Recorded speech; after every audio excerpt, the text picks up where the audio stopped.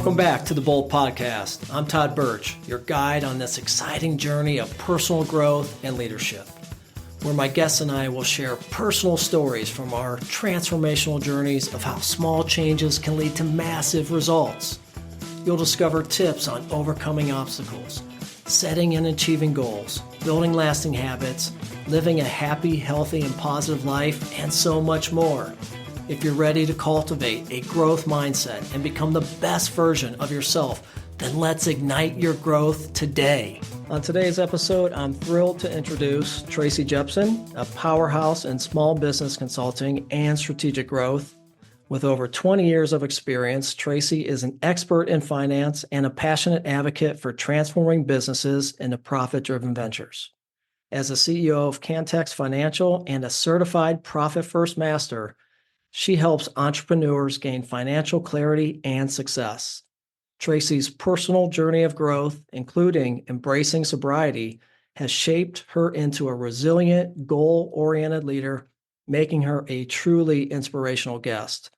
Listeners, get ready for a great episode. Tracy, welcome to the Bold Podcast. Thank you, Todd. Thank you for having me. It's so good to see you again. Gosh, it's been so... You had me on your show, one of your podcasts. I see you have a new one now. I have a new one now where I'm just kind of going solo on it. It's kind of being revamped. So that's kind of, like I said, a solo podcast venture, but it's been a couple years. We had a mutual friend introduce us, and you were on our Small Business Big Deal podcast, which is still a fantastic episode too. So maybe we can link that one back so people can listen to kind of how your story has transitioned as well, because I remember it being a really, really great episode for listeners. Oh, thanks. So. Yeah, that was fun. And it's been exciting to watch you and your transformation, which we're going to dig into today. So a lot has happened in those few years since we last connected. Same here on both ends. I think we've both been through a big transformation, which is so exciting. It is. Let's dig in. Let's dig in. All right. Well, looking at your bio, your LinkedIn, you're definitely a serial entrepreneur. You definitely have a passion for small businesses, which is awesome. I love that. Mm-hmm. So let's talk about your main business, which I believe your main business is the Kantex Financial. Tell us a little bit about the mission, the story behind that, why you started it, and what types of services you provide. Absolutely. So Kantex Financial kind of started out in a very different place. It started as a side hustle when my husband and I were going through Dave Ramsey, getting out of debt, and needed kind of an extra side gig in order to make some of that debt go away a lot quicker. And what turned from, hey, let's get some extra cash and get this debt gone, turned into a full-time job. And then the job turned into an actual business. And I like to think that transitions, once you start hiring a team and start being intentional about what you're doing, because I think a lot of entrepreneurs can actually create a job for themselves versus actually creating a company. And there's a huge difference, and not that one is better than the other for everyone, but there's a difference in that. So where I started out doing bookkeeping for firms all across the country. So I always said I was doing Zoom before it was cool. Everything always started out kind of at a distance. And when I was working with small business owners, it wasn't, hey, let's get my P&L looking good, or can you explain my balance sheet, to me. It was, how do I pay myself more? How do I pay for my kids to go to college? How do I pay for dance class? My daughter wants to take, extra specialties, and I just don't know where it's going to come from. And it was started out as those connections between personal finances and business that really led me to kind of where things are today in the business, where it's way beyond bookkeeping. It really is strategic conversations with business owners, so that way they're able to connect their personal lives and their personal finances to the business, and that the business is actually supporting what they want to do in life and not just a job. Yeah, wow, I love that. Couple things to unpack there that I want to talk about: work-life integration. And that's really what it's all about. Call it whatever, work-life balance, work-life integration. But I love that you're intentional about that. I also want to go back to one of the first things you said, because that took me, that concept of, are you creating an expensive job for yourself, or are you creating a business? It wasn't until, I think it was right before the pandemic, for me, I saw a post on Facebook, I think it was, from Tony Robbins, and he said that exact statement. And I was like, dude, man, I don't I don't believe you. That did not resonate with me at the time. And I struggled with it, but I took a screenshot of it for whatever reason. And I came back to it 6 months later. I'm like, holy crap, like you were spot on. Like this is what I've done is I've created this expensive job. Although I had employees, I really wasn't thinking about not necessarily an exit plan, but just creating these processes and, these SOPs, Hmm. creating a business that could run without me, that wasn't all about me. So I can totally relate to a lot of what you just said. Yeah, it's really hard to see yourself not having a business. Like you're a business owner, right? You're an entrepreneur, you've got this thing, and yes, maybe you do have employees, maybe you have a lot going on revenue-wise, or maybe you're even incredibly profitable. But if you're still the face of the business and you're still the one in the position that everything has to go through, it really is an expensive job. And sometimes it's not a profitable job, which then just, raises a whole lot of other questions that I have to imagine go on in people's lives. But really being able to look clearly at your company and say, can this run without me? Is it repeatable? Is it scalable without me in the picture? Could you step away from your business for 4 weeks at a time, for 6 weeks at a time, and it not collapse? Would you still get new clients during that time? Would things still be running? And for most people, a large majority of business owners, that answer is no. And that's when I think taking that step back and, having a third party, kind of like myself, go in and look at a business from a perspective where we're not, emotionally connected to the business. A lot like going to a therapist, right? Like they see things very differently than we do. I can see somebody's business very differently that I'm not emotionally attached to, and can be able to point out and have conversations about changes that can be made so the owner actually has more freedom. Because if we are starting a business, from the perspective of we either want more money or we want to help people. A lot of times it's both. But generally those are one of two reasons why people start their own business is because they either need money or they want to help someone. But if they can't even help themselves and they can't create space for their own life and be able to go on vacation when they want to, or be able to make your kid's soccer game without being on your email or on a phone call or, trying to resolve something going on in the business, there's a lot more going on that can be solved. And to focus on that work-life balance, and it's not always a balance, and I don't really like that word. I don't know of a better word to call it, but yeah, the integration I think is more appropriate, because some people, the balance, they really do like work more than maybe some of the things going on in their life. So it doesn't have to be balanced, but it does have to make sense. Yeah, no, that's interesting. I'm actually working on a solo cast about work-life balance, and that's juggling the balls of work-life balance. It that really is to me all about just what's important to you, and then Yeah. the balance is what is important. So maybe Mhm. it is 75 work and 25 relationships and everything else, but just making sure that you're fulfilled and whatever that Yeah. may be. So, Oh, um, absolutely. And I do think that it's important, when people talk about that, to remind them that it is okay if your kids and your family are not your whole world. Maybe you've got something else going on, or maybe it's great the way you're able to balance it, but your outside life doesn't have to necessarily win the majority all of the time to still feel fulfilled and successful. I do think that beyond work, there is more, but not everyone has to feel that way. Absolutely. And it's all about the season in life too. Hmm. When you're Absolutely. first starting out, young family getting started, you might just have to work 70, 80% of the time because you need to put food on the table or take on some overtime or some freelance work. And that's just where you're at. You're trying to buy your first house and you're just trying to get ahead, right? Yeah. And that's definitely how this business started. It was me working 80 hours a week, doing this Mm. part-time, working my full-time job. I mean, we ran into, I feel like I've done every failure that you can do in business without actually closing. I mean, but failure in my personal life, like I had no boundaries. I had no balance at all, which is why I'm so passionate about it now, because I know what that did to my marriage and I know what it did to my relationships outside, that they started to disappear. And, things between my husband and I were horrible during the startup part of my business. But if I'd have known, then what I know today, and how to create boundaries, and that there are no such thing as accounting emergencies. Like no one needs an accounting email responded to at 10 o'clock at night. Like it just doesn't exist. And there's a difference between, again, having customer service and being able to serve the clients that are, paying you to be there, as well as also teaching your clients how to work with you and that you can have boundaries and that it's important for them to see it so that way they can put them in their own business as well. I love it. I love it. Setting expectations. Yeah, Good, because good communication.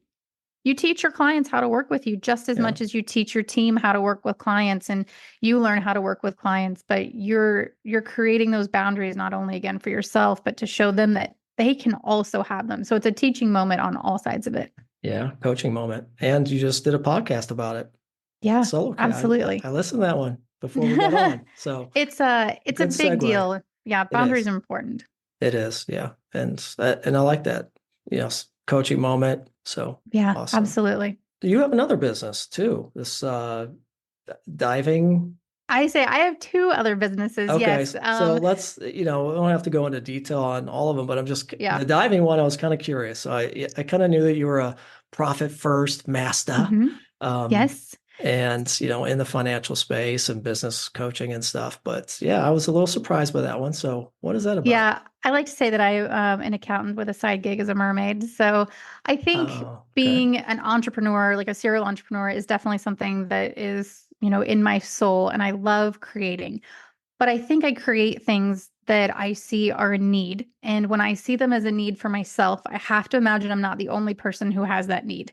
So my kind of venture into the businesses that I've started have come out of things that I've wanted personally. So obviously, the consulting side of things makes a lot of sense. It's helping other business owners. And then finding balance for myself, finding something that I really enjoy and that I loved. And I took my first scuba diving class when we were going on a trip with friends. Several people were going to be diving, and I thought, oh, that sounds like fun. I'd like to do that. My husband is still on the fence. He does not like the water. He doesn't even like to snorkel. We have lots of very funny stories about that. Yep. But I found myself underwater and having my brain be quiet for the very first time in my entire life. It's the Mm. most peaceful place and thing that I have ever done. And when I popped up out of the pool for that very first time, I knew that I needed to dive for the rest of my life. And so did everyone else. Like I had never connected, finding something that just brought me so much peace before. And I thought, okay, great. How can I continue to do this and do more of it? And opening a dive shop in Kansas during the pandemic seemed like the perfect explanation of how I was going to be able to solve this going forward. So I partnered up and we opened the shop in the beginning or the end of 2021. And again, it was pandemic time, so we couldn't get any gear from overseas. Like it was a real challenge, but we were able to connect people with travel. And our dive shop is a little bit different. Like we were kind of bougie. Like that's a little bit of my personality, and that's okay. But so we tend to take like luxury type of trips and sell gear that's going to be higher end than other shops do. Like we're targeted at a very specific type of person and family who wants to go on the types of dive trips that we like to go on. So I'm able to connect again like a business and personal fun. It's all deductible, so that's great. But I'm also being able to share that experience with my clients or with other people about why I do it. So it's not so much like I wanted to go see really cool fish and pretty things underneath the ocean, which is incredible, but the peace and calm that it brings me. So maybe somebody doesn't want to go scuba diving, but they need to find something in their life that brings them that type of thing. So maybe it's meditation or bike riding or camping or fishing or whatever that thing is, and be able to lean into it as a business owner and know that you can step away from the job that you've created or your business and be able to find that sense of peace and re-energizing feeling that it brings to you so that you can take that energy back to your business and back to your team. So for me, starting a dive shop was really just an excuse for me to be able to dive more and to be able to feel that calm in my nervous system and really feel grounded when I'm underwater. I did not know that about diving, and I'm big into meditation. Yeah. I have a meditation practice every morning, 5, 10, 15 minutes, depending on the day, but definitely meditation throughout the day, different points in time. So yeah, I'm a big fan, but I was not aware of diving as potentially a really powerful meditation tool. So Yeah. that's really interesting to me. It's great because, I mean, it's true grounding too. I mean, if you think about it, you're underwater, so you're Mm, connected with the environment, you're connected with the earth at love that point. grounding. Oh yeah. So you're grounded during that. They use scuba diving to treat a lot of PTSD in Mm, military personnel and veterans, that type of thing, because okay. it's the way I describe it, it's like being in, depending on if you're in warm water, I prefer diving in warm water, not cold water, but you're like in warm water with pressure. So it's almost like having a weighted blanket around you. So it's calming your nervous system the entire time that you're underneath water, as long as you're breathing properly and you're not panicking. And of course, there's people that are going to have different, maybe Sure. initial experiences if they're not familiar with it. But that grounded, calm, kind of pressure that is around you, like your whole nervous system just relaxes. And breathing is a very important part of diving. One, you have to keep doing it. It's the first rule of diving. But I will kind of look at my dive computer and I can see, when my heart is elevated, and I can see when I'm, breathing at a really calm, low level. So just like I practice breathing, when I'm in a cold plunge or in a sauna, just like through my meditative breathing, we're doing the same thing, but underwater, and my whole system just calms when I'm down there. So if you are somebody who's into meditation, I would certainly try like a try scuba class or something that's near you, since you're landlocked as well, and just see like what that feeling is. And like, but yeah, the calm and quiet in my brain is really what drove me to want to share that experience with other people. That's awesome. Yeah, I'm kind of with your husband. I'm a little afraid of water, but I've tried some things. My wife's not a big fan either, so it might be tough for us to venture that way. But if I'm ever out in Kansas, I I will was gonna check you say, out. And if you're ever at our pool, we have a shiver-free environment. It's 90 degrees, so it's a nice warm pool to be able to do that. But yeah, it definitely creates a calming in your nervous system. So again, hmm if like camping or being outdoors, some people get that same calm from hiking up a mountain or, yeah, something else. So it's like find the experience that works best for you. yeah, yeah. Sitting around the campfire, that's one of Yeah. the things it does for me, especially during COVID. That was my go-to practice. Yeah, and that was actually often ours, was sitting out by a campfire. It tended to used to have a glass of wine or bourbon in my hand I was just gonna, while we were at it, I was but just gonna mention that. that has now changed too. So, like you mentioned kind of in the intro, is that I have embraced sobriety. So today is October 21st, so I'm almost to 18 months in that. And that has been something that also I think has been just eye-opening in my life. And the goal of feeling better is really like what inspired my third business, which is a wellness studio. So we have infrared saunas, cold plunges, IV therapy, that kind of thing. But it was as I had learned to meditate and learned to ground myself and kind of work into that sort of holistic well-being for my life, all of a sudden alcohol seemed like it felt very out of place in how it made me feel and what it was putting into my body. If you start looking at obviously like ingredients of alcohol and what they do to your cells and your system and just your sleep patterns and anything else, like I just want to feel really good in my life. Like I want to go to work and feel really good. I want to work with amazing clients. I want to just make my life a place where I enjoy it. And alcohol no longer fit that enjoyment arena. And being without it has been life changing in so many ways. Weight loss, feeling better, sleeping better, hormone balancing. I mean, I could name off 100 ways that alcohol has improved my life. And it was really hard to find one thing that it improved for me when I was doing it. Wow. Congratulations to you. I know that's a tough thing for anybody. I know I've had my battles over the years with addiction and drugs and alcohol and things of that nature. I do enjoy a bourbon and cigar on occasion. And the one thing I'm very intentional about that in terms of moderation. In fact, I have a spreadsheet, I have a life optimization system. It's kind of geeky, but I track how many times I do my good habits and my bad Hmm. habits. And I had a goal. I was, creeping around the 3 to 4 times a week last year. And I said to myself, I do a life audit at the end of the year. I have, a whole year's worth of data. I'm like, okay, kind of in the same camp as you. Like, this just isn't working. I really doesn't feel, it feels out of place to me. And the obvious of, feeling like crap the next day. So I really did make some intentional changes this year and I've stuck to them two times a week. and even cutting back because the bourbon, you got to be careful. Most of it is 100 proof and that Yeah. can escalate very quickly. And there were a few Hmm. nights where I embarrassed myself and I'm at home drinking and I'm, stumbling into the house like this is ridiculous.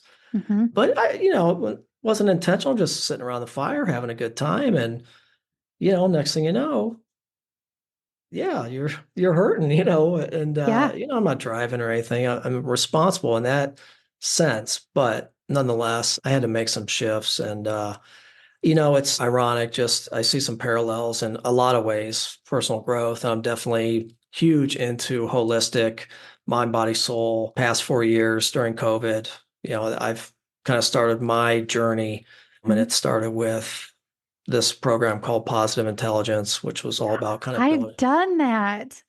Yes. Oh my gosh. I'm Okay. like sitting So here doing like little PQ reps PQ, like right now. oh my gosh. I had no idea. Finally found Yes. some. Okay. So, Positive intelligence, that was one of the things that started me down my path.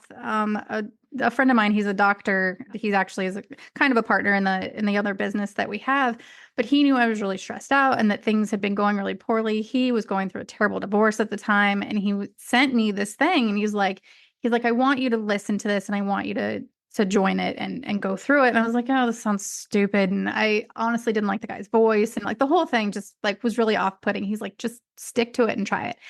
And I will tell you that I will be in any sort of stressful situation now, and you'll see me just like rubbing my fingers together because that's the one that like gets me the most, same here. Same or I'll here. play with like my ring or something. Like I will do something and it will calm my nervous system. And then all of a sudden, again, that's when I was feeling really good. It's like, well, what else can I keep doing that makes me feel good? But no, I think that everyone needs to go through positive intelligence. And I realize like maybe financially it's out of sorts for some people, but like it's amazing. Oh, but so yeah, I didn't know we were going to go there, but Yes. fine. I'm like sitting here. You're the So only other person I know that's done it, aside from the guy that told me about it. I So, know. So this program, I mean, it was a New York Times bestseller, his mhm. book, Shirzad Shamin. And so many people, even coaches, don't know about it. And I'm like, dude, why aren't you marketing this thing? Like, so I'm actually going to be a certified coach next year. That is one of my goals because I am That's amazing. all about it. So if he has me and I go through the application process, whatever, but that Uh-huh. is definitely a goal of mine. But it changed my life, Tracy. Absolutely. So I did it during COVID. I had a high performance coach reach out to me on LinkedIn. She just saw a post of mine that resonated with her, and her and I connected. And then I hired her to be my coach. And then one of the first things we did was take me through the positive intelligence program. Hmm. So she was certified and she is still certified in that. She took me and my colleague and a few other friends. So we had a pod that went through it during COVID and it was great. And then I continue to do the app and do my PQ reps throughout the day. Yeah. But it changed my life. For me, it was building a pause button. And I talk a Mm. lot about this in my episodes, and I have a whole episode solo cast devoted to building a pause button. So I had a horrible temper and I struggled with patience my entire life from kid all the way through adulthood. And oh my gosh, now and my wife, she makes fun of me. She looks down, she's like, "Oh, you're doing a PQ rep?" I'm like, "Yeah, babe. Like, I just need Yeah. to, whatever you said or whatever's going on, just let me do my thing and I'll Hmm. give me a minute and I'll be good." But yeah, it's amazing how powerful our brains are, and you can rewire those and you can build that mental muscle. I mean, like anything, it takes time. You got to do the Hmm. work.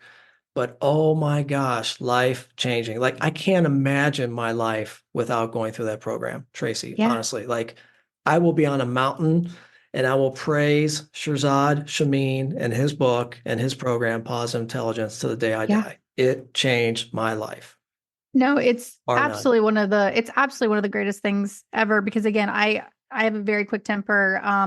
I can say things just at the drop of the hat that I probably shouldn't. And it has gotten me to, yeah, to stop and think and hear inside of my head. And again, that calm, sort of peaceful place that you can get to through it and really stopping before you speak and moving forward to the next step. Like, yeah, it's been game changing in relationships. It's been game changing with team members or clients. Like I could just fly off the handle and like want to fire somebody or, just my patience was very, very thin. And when stress builds on that, and sometimes when alcohol goes on top of that, Mhm. like you can start piecing that all together and go, wow, I really can yeah, rewire your brain and really rewire how you react to things.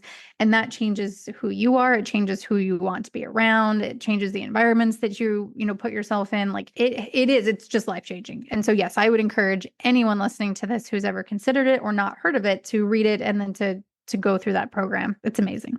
Yeah, at the very least, $29 for the book. Hell, Yeah, email me and I'll send you the book. that's a, That's how, yeah, honestly, how much I believe in it. Like, I will help you go through that program by at least buying you the book. I think you being a coach for that is incredible. And I think you would be so good at it. Because again, you're like, just like in our conversations, we have a lot of similarities where we've kind Mhm. of talked about like, just being intentional and intentional with our spouses and things of that nature. And I think it would be so good for you to be a coach for that. And I really hope that you get accepted to that program and that goes forward for you because that'd be amazing. And just who you could connect with at the same time and help put through that. It'd be Yeah, really good. Yeah. absolutely. Thank you. I appreciate that vote of confidence. And I mean, there's nothing better. I mean, I walked the walk. I went through it. I Yeah. did the work. Who else better to take somebody through the program that like literally had some issues and worked through them from this program? So yeah, I'm a big believer in it. So wow, this is Oh, that's super so exciting. good. I did not. There is somebody that knows about the program. I can't wait to tell my coach. She'll be so excited because we Don't were you just feel talking like about it. sometimes when you talk to people about stuff like that, or like you share it, because like, you're so excited about it. Like sometimes I think I'm like people look at me like I'm crazy or that I've come up Like with like all of these, like found all of these, methodologies or right. holistic type of things, or, they're not easy buttons because there's a lot of work that goes behind Oh them. But yeah. like I want to scream it from the rooftops sometimes. And then, but it's like I feel like I'm pushing it on people or, they're gonna think that I'm weird or, whatever, which I probably am, and I'm okay with that. But I, Oh I would yeah. love to tell everyone that I meet about it. And I feel like I just keep it to myself because I'm like, nobody's ever heard of this. They're not gonna listen to it. Yeah. Anytime you talk about meditation or rewiring your brain, people tend to, shut down. But it's real. Hey, we have two testimonies It right is. here. So it Yeah. is the real thing. We get no profit from it, at We least not wish at we did, but not not at yet this yet. point. But yeah, just one heck of a program. So that's so awesome. Oh, that's amazing. No, I Yeah. love hearing that other people have experienced it and have walked through it because again, it's not an easy program to stick to, but even just reading the book gives enough information for somebody to Mhm. get the idea of what they can be doing for it, Mhm. even if they're not going through the entire program. Absolutely. I'd Yeah. say, couple that with Atomic Habits. You got those two and you'll be set, Yeah. Oh, you I know? love that. That's so good. Yeah.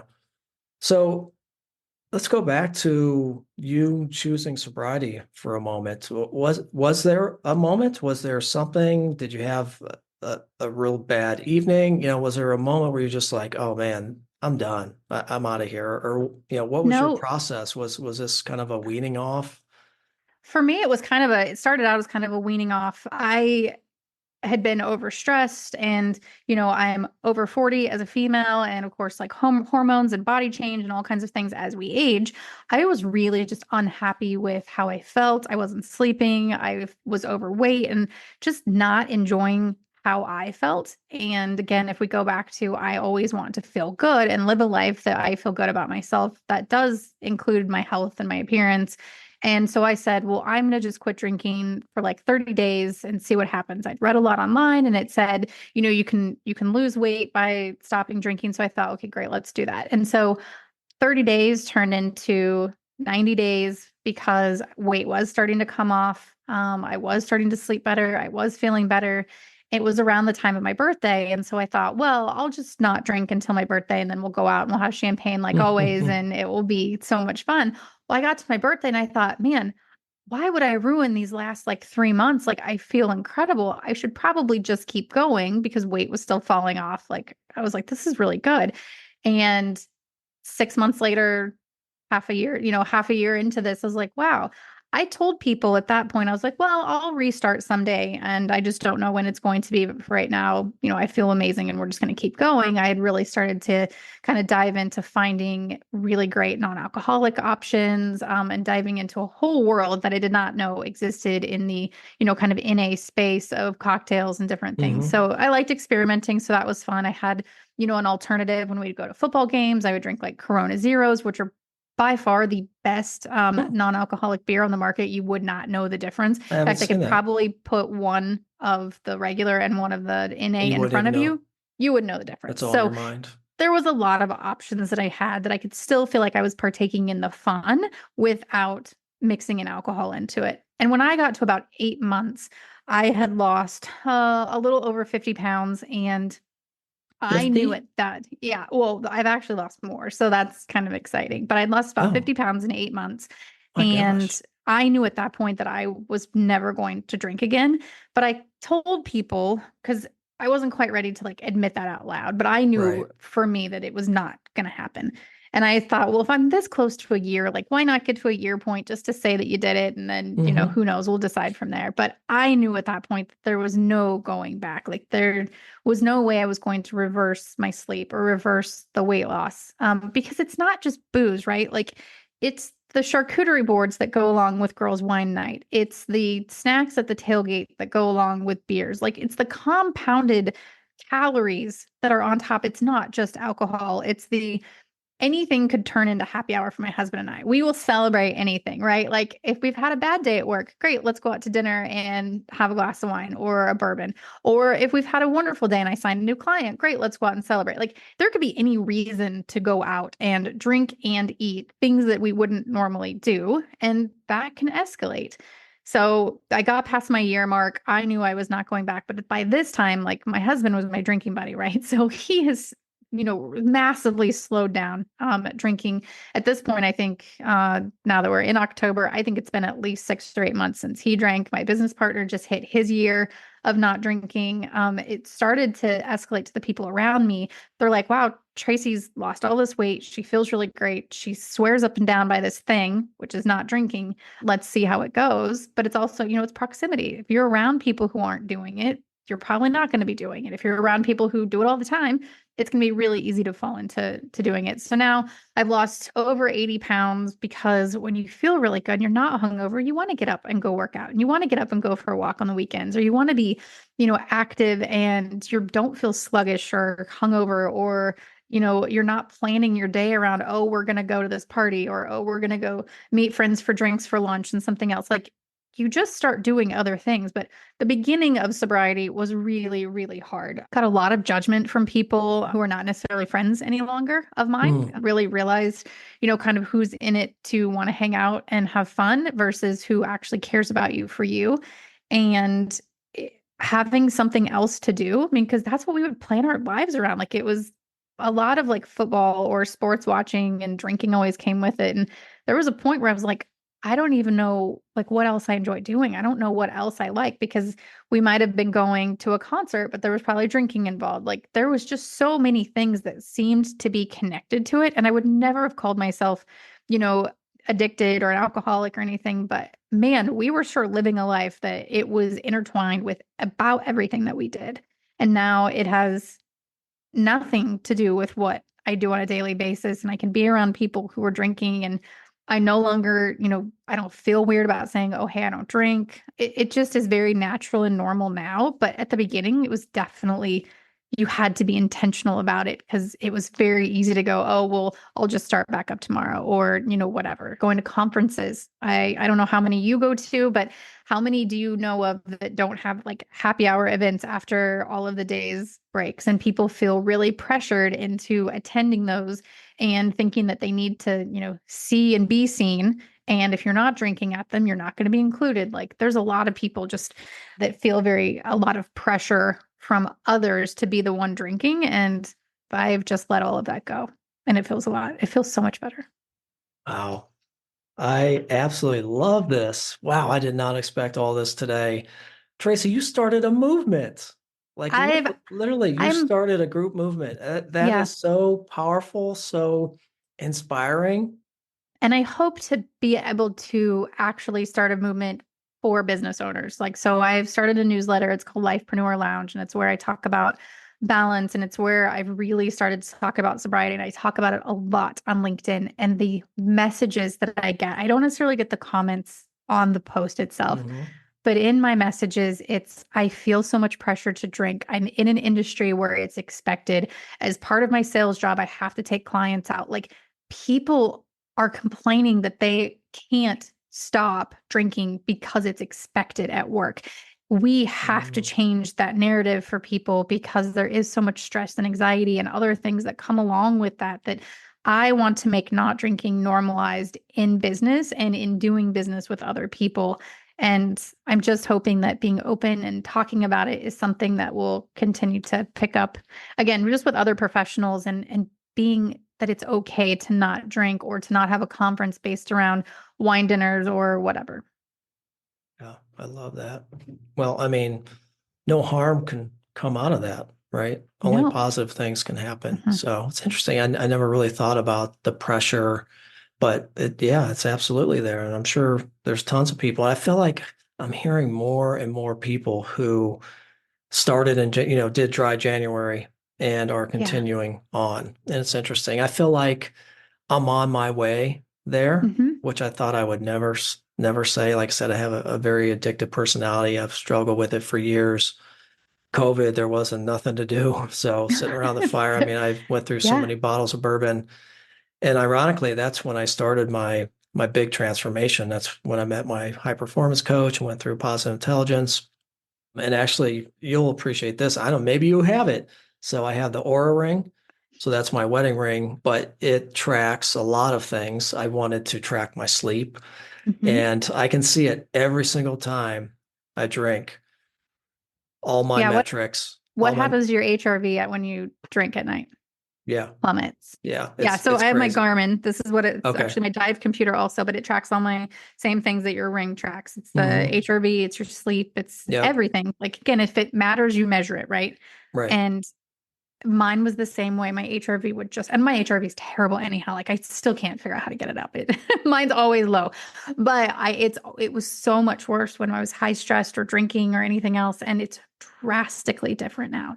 Yeah. And like it affects it. So Right. I think it's awesome. And I don't think that everyone has to embrace sobriety. I think eventually we're going to look at booze like we look at cigarettes. But I do think that being mindful, like what you're doing and saying, like, hey, I'm going to do this twice a week and here's how much I'm going to have, like, Hmm. that's still intentional. Hmm. And you're still making that choice that you know is best for you. And it doesn't have to be all or nothing. And it doesn't have to be, oh, I went 12 months and now I drank and now you're a failure. Like, the amount of time doesn't make any difference. It's that you're choosing to be healthier for your body and you're choosing to be healthier for your mental health and for your family. And the choices and the intentionality, I think, are the important part. It's not how many days you went, in between having a drink. Like, if I had one now, is it going to do anything to my body? No, I might not sleep well for a day or two, or, it's not going to kill me. But for me, I just know that there's no positive to doing it. Like, and I loved wine and bourbon, and like I was a connoisseur, and I still have an entire cellar full of wine down in my basement that I don't know what I'm gonna do with. Hmm. But like, I liked it. Like it tasted good. I enjoyed Hmm. it. I enjoyed the education around it. I liked knowing where it came from and the makers, and like I liked all of that stuff. But I'm still finding that I can learn all of those types of things about other stuff. So whether it's, de-alcoholized wine, there's a couple of excellent ones on the market, and I love learning about how they make it. And so it's just a shift in changing my thought process about what I want to learn about and, become educated about. That was just what we tacked on to the drinking side of things, but now I can do it, with something else. Yeah. It's all about making those small shifts. Yeah. That's Small it. shifts. They'll go, Big small shifts can impact. move mountains. We talk about all the time on the show. It's my life coach. That's her motto or tagline. It's all about small shifts. Yeah, and it's ironic that for me the bourbon, the cigar is kind of meditation. Mhm. It's usually quiet time by myself, so it is a time when I can kind of reflect and slow down. In my mind, I don't know about you. It sounds like we're very similar, but being a serial entrepreneur and just being a business owner, like I'm just constantly, my mind's just going like 24/7. And for me, having a little break, and I'm not saying, alcohol is good. For me, that's how I use it. It Yeah. allows me to block the thoughts and just kind of wind down. You know what I mean? It's Hmm. the only thing for me at the time. But like I said, I could see that I'm on my way. I'm cutting back. And honestly, with this podcast show, I have to be on my A game every day. Yeah. And I'm the kind of person, I don't feel like hungover, but it affects my memory. And Mhm. I'm just consuming so much content. I'm learning so much each day and meeting new guests that I honestly don't have time for it. So I've Mhm. almost pushed it out. Yeah. Yeah, I mean, So, you're performing in a different way, as a podcast host is, than an athlete, but it's the same thing. Like you're mm, still preparing for the performance and you're still having to show up and be at your best because if you were sluggish and hungover, like your conversations aren't going to be, they're not going to be on point. They're not going to be as good as they could have been. They're not going to, you might have missed something that you really wanted to hit the mark on. And it can be like that in people's everyday lives. Like, how do you want to show up and experience, it might be the worst recorder concert ever that we have to go to watch a child perform, but going and being, having like wine in your cup, like there might be a bigger problem going on. Like we can't just block that out. Like we still need to experience even the bad things wholly. And we still need to be able to feel all of what's going on around us, even if it's not good and it's not enjoyable. Feeling and being in present in those moments is just as important as being able to go perform at our best or celebrate clearly and being able to remember important moments in our lives. And sometimes booze just is not going to help that. right. Absolutely. Sorry, I got Yeah. hung up on the recorder choir. But I was actually thinking because I remember going to like when my husband's kids were little and we would have to go to these awful recorder concerts or oh these like yeah. musical performances and they're in third grade and they're adorable but Yeah. not everybody else's kids is adorable in third grade and I didn't want to be there and so we would go out and we'd have like margaritas beforehand. I can tell you there's many of those concerts that I probably don't remember as much of them as I should and it's funny to kind of think about but then when I really think about it, I'm like shit like that's not a memory that I would have wanted them to have. Like, oh, Dad and Tracy showed up and, they'd had four margaritas before they went to it. It's just not an ideal Right. situation, but that's what a lot of parents do. Yeah, absolutely. Yeah. Noted. No. I do see a Don't, lot of parents holding their containers yeah. and don't know what's in them. I'm not judging. Thought maybe it was coffee, but maybe not. I think there's like a mommy wine movement that, Okay. just to be able to get through kind of the experience of parenting Mm, and booze helps do mm, that, but really it would make you a better parent not having yeah. that and being able to experience feelings of frustration or joy. Again, it doesn't always have to be bad ones in a really authentic way that alcohol will cloud any day, even if it's one drink versus, again, we're not talking about addiction here. It's just simply covering up those, oh, I just want to clear out a bad day. Well, that clearing out of a bad day with booze isn't actually going to help you clear your mind. And we all know that from an educated standpoint, but doing it is very different. And I think once people start to put that gap and that space in between themselves and alcohol, your life will change for the better every single time. And it may take a little bit to get there because it's a weird transition, but I don't know anybody who's ever quit drinking that said that they wouldn't have done it. Right. I've never met anyone who is sober who said that going back to drinking alcohol would improve their lives. Right. No, that's a great point. So, yeah, so that's Wow. why I kind of just preach it all the time now and Yeah. fully like share it because I just know how good it makes me feel. So, whether it's meditation or, talking about scuba diving or something else, like if we feel good, we want to share that with others. And so for me, I know that sobriety feels really, really good. And so I like to share it with other people in hopes to just inspire like one less drink or one day that didn't involve drinking and if I can do that for somebody, and like I said, I know I've done it for the people around me, that's really the message that I want, business owners to understand is that you can cope with a lot more things when you don't mix that in top of it. So Yeah, absolutely. I'd be curious to see some research on a stat on how many business owners have challenges with alcohol. I bet you well, that if percentage you is look high. if you look at the top performing ones, so take a Tony Robbins, take, name a handful of people, ask them if they drink, and they don't. It's not surprising to see actors and actresses and athletes, high performing individuals, high performing business owners come out and say that they don't drink, Mm, like, and that they're successful. Like there's a correlation for sure. You're not going to see some of the most impressive CEOs out drinking every night. It's not going to happen. Right. But so, just taking after that too, like a lot of the mentors that I know and the people that I know who are incredibly successful in their industries are sober. Yeah. And I don't think it's ironic. Yeah. I would agree with you on that.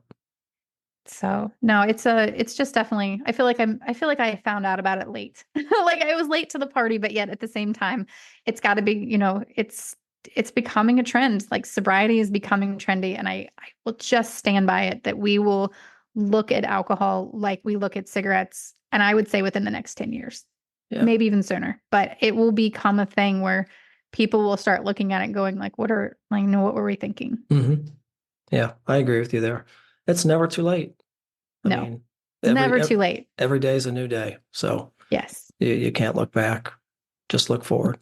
Yep. Absolutely. So Tracy, you do a lot. My gosh, you have a third business now that I didn't know about. So three, is that all or is there more? Three? Three businesses and then, just some like rental properties and just extra little things. So just And a podcast. and a podcast. Do you still have Yes. the other Profit Yep. First? And they So yep, and it's two podcasts and which I've just been recording those seasons. So those are getting ready to launch. So I'm excited to get those back out on the air. But I do a lot. And I think and this might be where we're going, but how do you do so much, right? Thank you. There's the softball or the golf ball.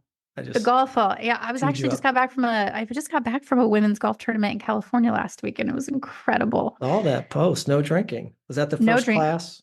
You went Yeah, first yeah, first class? class, definitely no drinking, which is just, another thing to remember. Like it was like the second I would get on a plane, it's like, oh, I would get champagne, but that champagne was really shitty. Yeah, There's no drinking need on a for that. plane, I think, is overrated for No, it's sure. total waste. Yeah. But I'm not able to go to those golf tournaments. I'm not able to go diving or anything without my team. Mm. So a team in every single business and without them, without processes, without procedures, without proper training for that team, I wouldn't be able to have the space in my life that I do in order to do the things that I really enjoy. So I wouldn't have podcasting days or I wouldn't have golf days. And I golf several days a week, 4 or 5 days a week Oh, sometimes. And it's not necessarily the whole day. So I'm not like taking the whole day off, but I can take half a day off, whether it's the beginning part or the end. And I set my calendar intentionally. So I meet with clients on certain days during certain time frames. And I am intentional about when I go see my golf coach or want to go play, in ladies league or go to tournaments, that kind of thing. I think planning out and being intentional with my time has served me as much as it is being intentional with how I work with clients or how I'm sober or when you fit in a workout, whenever it is. Like if it's important, you're going to schedule it. And my free time is important to me. And even today, before this podcast, I went and did a sauna session. And so I spent an hour of my time this morning. Well, I spent 1 hour in therapy and I spent 1 hour in the sauna. And those are always on my calendar. They're scheduled in, they're intentional, and I don't have to try to fit them in. And I think when we try to like fit things in and say, oh, well, I'll get to it. Oh, well, I'll get to it. You will never get to it. If it is not on my calendar or planned ahead of time, it's not going in. Like it's not going to get done. right. Yeah, I see one key phrase or one theme that's carried throughout this whole episode, intentionality. You are Yeah. truly intentional about everything in your life. I am too. I track everything. My calendar, I've talked about in every episode, so I'm not going to talk about it here, but I've everything's in there. There's a block. Yeah. And don't make fun of me. I don't have like going to the restroom or things like that yet, but everything else in my life, it's in there. So I want to make sure the things that are important to me, it's in there. And if it's in Yeah. there, it's visible. And like James Clear says, if it's visible, it's going to happen. So yeah, I want to make sure that I get time for myself, for my kids, for my wife, Mhm. for all my relationships, or all the things that are important to me in my life. So And I I think hear when you. people take the time and when I took the time to say, okay, I'm going to be intentional with my time. I'm going to do, calendar blogging or, whatever you want to call it. I was very intentional with my schedule. You start realizing when you start tracking your time, so it's maybe not even planning it, but if you just start paying attention to what you do and you start writing down like here's what I did today. you're going to find things that weren't valuable. You're going to find things that, man, I should have been doing something else during that time. Like those phone trackers, like that have how much time you spend on your cell phone. I think people should look at those more often. They might find a lot of time in their life that they could have been doing something. And people tell me all the time, they're like, gosh, Tracy, you're so busy. You do so much. I'm like, I'm really not that busy. Like, I don't really have that much going on. Like, because I'm intentional, like I don't feel overwhelmed. Like I'm in bed by 9 o'clock every night. Like I'm not staying up till midnight. Like there is nothing that's that important in my life that I'm going to be awake at that time of the evening. Like I I choose when I do things, and I just don't like busyness is not a badge that I want to wear. And being intentional with space and time for downtime and rest and relaxation is just as important as time for productivity. Without space in my world, like without time that I just have for me, I can't be productive at work and I can't be productive with clients and have high energy. You know, when you're on calls with clients for a half a day or a whole day, you need to be at 100 all of the time with them. Like that's what my clients deserve. They deserve me at my best. I can't do 10 clients back to back to back on phone calls or calls and have my energy still be there. So I have a few calls a day for a couple of days a week, but I can't have everybody just slammed into one day. I see a lot of calendar blocking like that. And I'm like, I would have zero energy if I peopled all day long. So I have to mix in I like like that. sauna time or a workout or a Hmm. walk around the block. Like if I don't put that stuff in there, like my energy is just sucked out. I'm not feeling good. And my clients feel that. Like they know if I'm not showing up at 110% for their call. Like they've been expecting and waiting for that time together. And if I can't show up the way that they deserve, I'm not doing anybody a service. So I think being intentional with my time, but again, as much intention as rest and relaxation as I am productivity. Mm, man, I love it. I love Because it. I think even you and I had talked about one time. I think we talked about it on my podcast where I take my CEO retreats. So I'll go mm, away for like a yeah. week, a couple of times a year, just solo travel, and I go to spas and things like that because that's what energizes me. But again, it's intentional and it's blocked off and it's on my calendar, and my team knows that that's when I'm going to be gone, and my husband knows that that's what I'm doing when I'm gone, and it just it it makes me a better person. It makes Mm. me come back and be able to put more energy into other people when I've put just as much energy into myself. Amen. I love it. And I noted that that's been on the shelf since we talked, and I've never made it happen, but I've told so many people about it, so maybe others have done it. But I still love the concept and plan to do it at some point. But wow, Tracy, this has been phenomenal. Thank you so much for sharing everything. These are personal stories that you dug into, but like I said, it's a movement and it's powerful, and I just love it. And we have so many similarities. The fact that you went through positive intelligence that just made my day. This has been great. I know our listeners are going to get so much out of this. I know you've inspired somebody today. So if it's just one person, right? That's all we ask. That's why we do what we do. That's why I'm doing this show, just to inspire and help people be 1% better, just to make a little shift. That's all it takes. We're all capable of it. We just sometimes just need a little push, a little inspo. So Yeah. this has been great. Tracy, if somebody wants to follow you, learn more about you and your journey, or maybe even hire you for some business consultation, how can they get in touch with you? Yeah, so the best way is to stop by my website, tracyjepson.com, or connect with me on LinkedIn. It is the one place of social media that you will always know is me and Mm. not my team managing. I love LinkedIn and I like connecting on there. So LinkedIn is definitely the place to find me and connect with me. But yes, take a visit to my website, tracyjepson.com.